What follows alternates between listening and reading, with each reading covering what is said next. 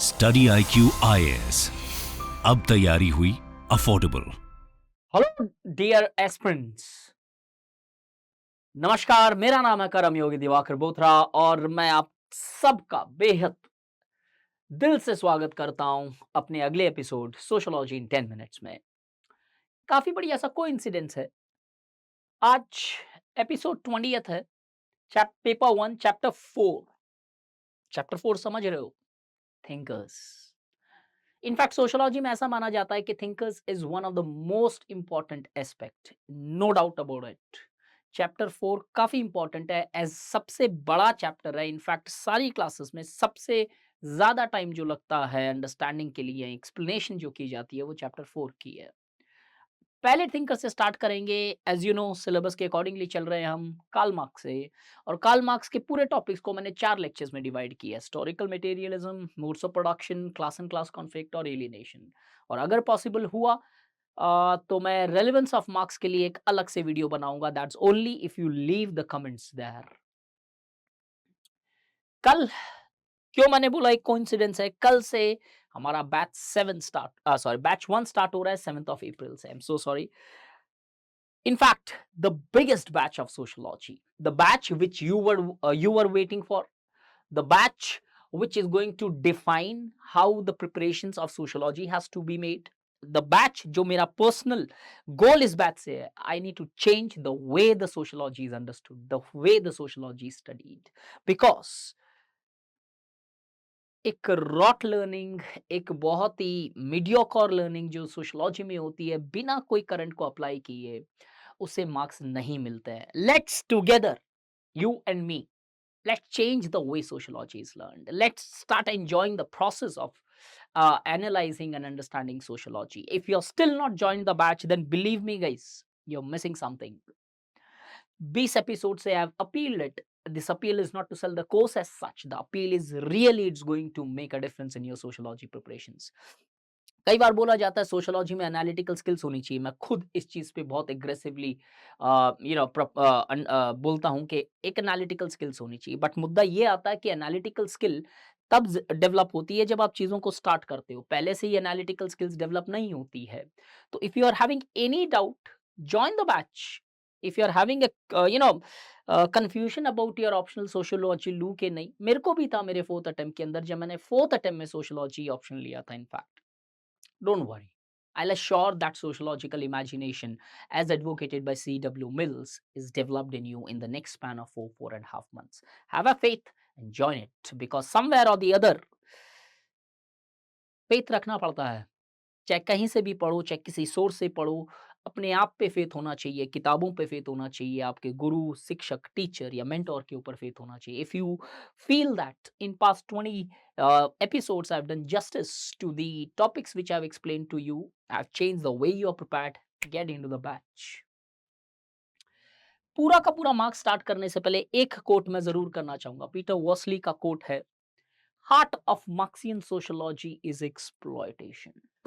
In fact बहुत लोग बोलते हैं कि we all have become Marxist today. There are multiple humongous quote of Marx. In fact जब मैं बैच में पढ़ाता हूँ सोशियोलॉजी में कार्ल मार्क्स, तो इनफैक्ट एक क्लास तो लगभग सिर्फ मार्क्स के बेसिक्स पे चले जाते हैं। But since we have a limited time of 10 minutes here where I want to clarify the entire thing, will start with the bang. Historical materialism पहला टॉपिक है जो हम करेंगे। इसके लिए पहले हमें जाननी है हिस्ट्री पहले कैसे पढ़ी गई थी मार्क्स से, फिर हेगल आते हैं और फ्यूबर्ग आते हैं।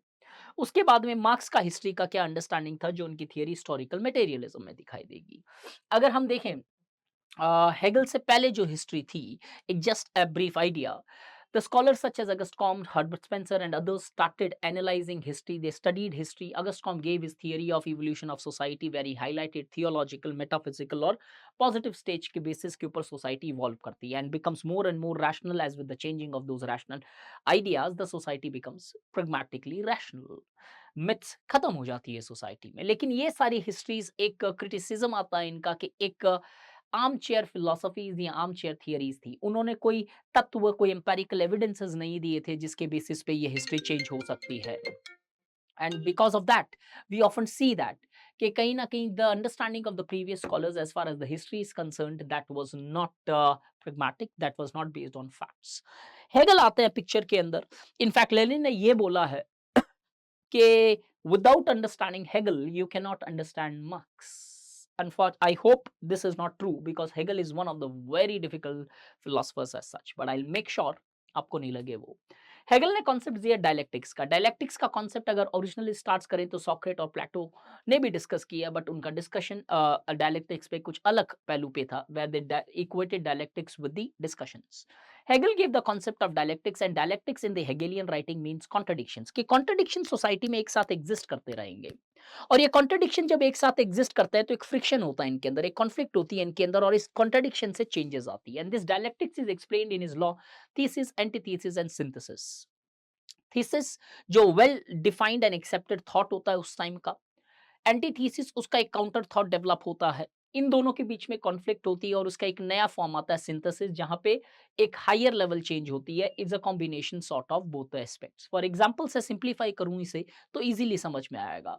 थीसिस ये हुआ करती थी that the women's largely were only restricted to the private spheres. Sati, dowry, triple तलाक एंड वेरियस ऐसी प्रैक्टिसेस डिफरेंट स्पीयर्स के अंदर मौजूद थी. एक एंटीथीसिस आया, मॉडर्न वेस्टर्न एजुकेशन आया, scholar such as Raja Ram Mohan Roy, Ishwar Chand Vidyasagar and others, Swami Dayanand Saraswati, all those people gives the alternative thought कि इन सारे बिलीफ सिस्टम्स को चेंज करना है. अनटचेबिलिटी जैसी प्रैक्टिस के खिलाफ Gandhi ji, B R Ambedkar sir, everybody was standing. तो एक कॉन्ट्रडिक्शन डेवलप हुआ. एक वेल एक्सेप्टेड थॉट अनटचेबिलिटी है, सती होना चाहिए, डॉरी होना चाहिए, एक नेगेशन आया उसका. इन दोनों के बीच में चेंजेस आई and finally we came out to a new aspects के untouchability has been banned or sati has been banned.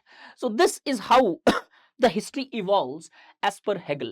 So therefore Hegel advocated that it is the consciousness which determines means, and this dialectics in the form of thesis, antithesis and synthesis is present at the level of ideas. जैसे जैसे ideas में contradictions आते हैं, society बदलाव होती जाती है और इसके basis पे society evolve करती है from the stages of family, civil society and state.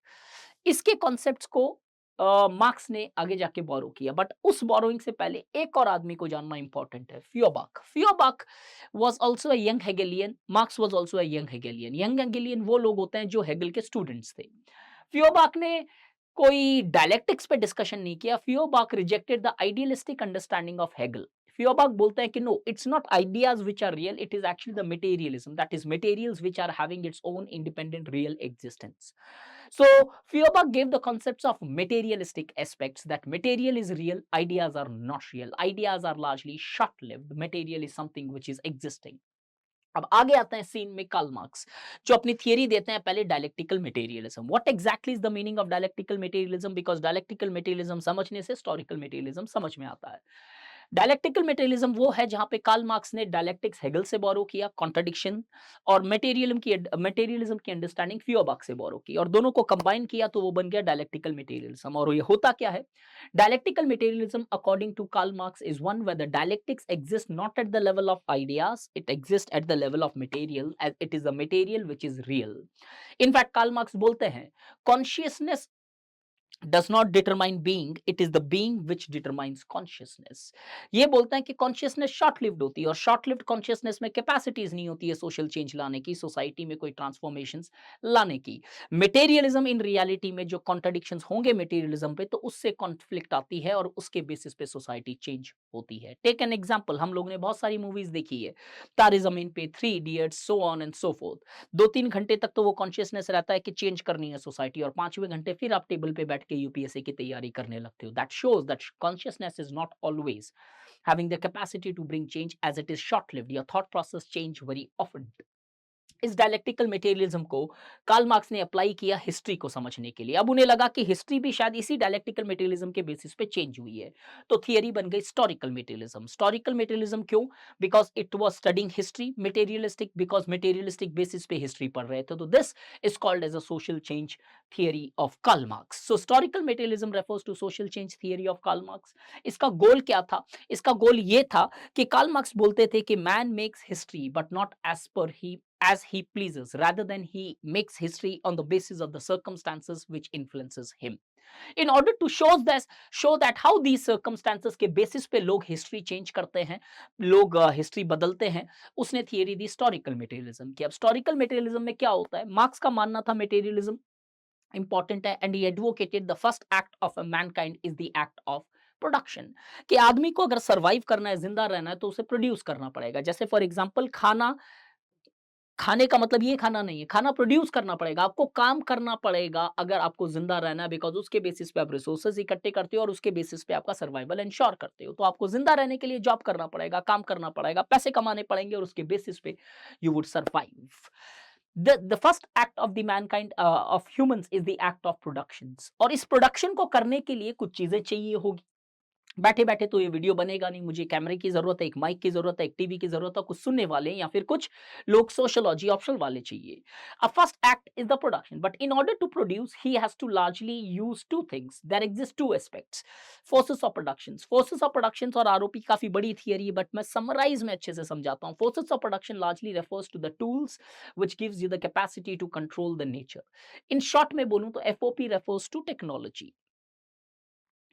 ROP क्या होता है, रिलेशनशिप ऑफ प्रोडक्शन। सिर्फ टेक्नोलॉजी दे दूं तो शायद वो प्रोडक्शन पॉसिबल नहीं है। सिर्फ कैमरा हो, सिर्फ टीवी, सिर्फ कंप्यूटर हो, या फिर सिर्फ ब्लैक बोर्ड हो, या फिर सिर्फ मेरा नॉलेज हो, तो प्रोडक्शन पॉसिबल नहीं होगा। कहीं ना कहीं मुझे सोशियोलॉजी पढ़ने वाले बच्चे भी चाहिए होंगे। तो that is relationship of production, that कुछ लोगों के साथ आप रिलेशनशिप मेंटेन करते हो which helps you in that production process. For example factories के अंदर वर्कर्स के बीच की रिलेशनशिप्स होती है और ओनर्स और वर्कर्स के बीच की रिलेशनशिप होती है।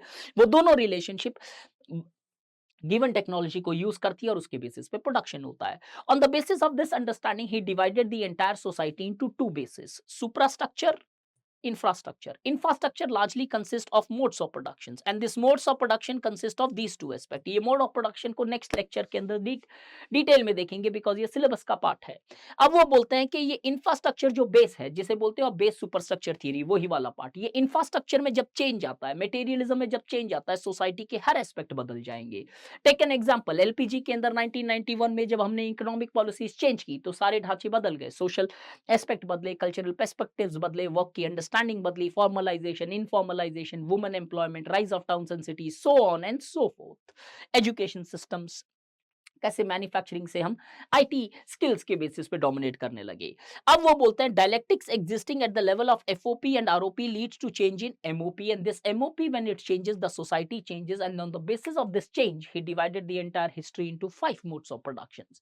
वो 5 मोड्स ऑफ प्रोडक्शंस क्या है, primitive communism, ancient modes of productions, feudal modes of productions, capitalistic modes of productions which reaches to communistic modes of production through a transitory stage of socialization, socialism। तो ये 5 modes of productions बताया। तो अब normally क्या होता है, यहां तक आता है आपका हिस्टोरिकल मटेरियलिज्म। अब ये मोड्स ऑफ प्रोडक्शन जब हम डिटेल में डिस्कस करते हैं तो वो बन जाता है एमओपी की थ्योरी। स्टूडेंट्स को नॉर्मली कंफ्यूजन ये हो जाता है जब हिस्टोरिकल मटेरियलिज्म पे क्वेश्चन आता है तो एमओपी डिटेल में लिख देते हैं और चाहे कितने भी अच्छे एक्सप्लेन क्यों नहीं की हो, आपको मार्क्स वहां पे 20 में से 2 से ज्यादा नहीं मिलेंगे बिकॉज जो पूछा गया था वो हिस्टोरिकल मटेरियलिज्म था कि हिस्ट्री की अंडरस्टैंडिंग क्या है, किस बेसिस पे चेंज होती है। वो बेसिक थियरी वाला पार्ट बताना था जो मैंने अभी आपके साथ डिस्कस किया। आप जाके उसकी डिटेल लिखते हो एमओपी की और एज अ रिजल्ट 20 में से 2 मार्क पे खड़े हो जाते हो और वो 300 प्लस स्कोर आपके लिए काफी डिफिकल्ट हो जाता है।